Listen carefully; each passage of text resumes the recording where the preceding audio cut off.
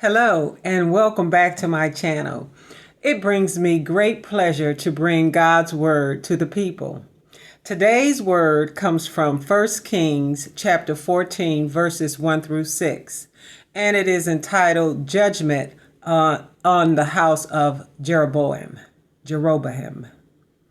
I have affectionately renamed it The Sound of Her Feet. The Sound of Her Feet. Some of us may be able to identify others by the sound they make when they walk. From another room, we hear the sound of their shoes or perhaps their bare feet as they make their way across the floor. We recognize their gait, the way they walk.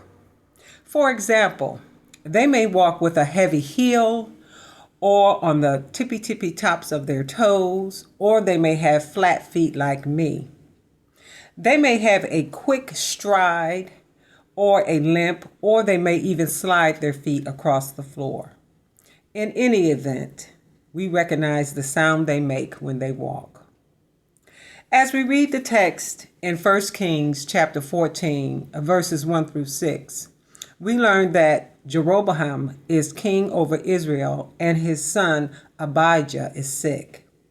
So King Jeroboam sends his wife to speak to the prophet Ahijah about his son's illness and what will happen to him. The king's wife disguises herself so that no one will know who she is. The prophet she is going to visit is blind, and he could not see.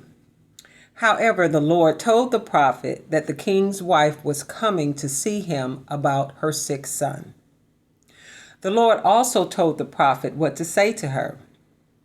When the king's wife arrived at the prophet's house, she pretended to be someone else, but the prophet recognized her by the sound of her feet as she came through the door.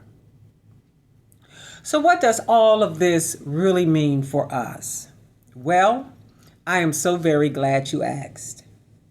It could mean that we can get really good at recognizing people by the sound of their feet. Or it could mean that if we listen carefully to the Lord's voice when He speaks to us through His Holy Spirit, we can identify the Lord's walk and His path from the many other walks and paths that life brings to us. And from there, we can determine which path to follow. Well, that's all I have for you today.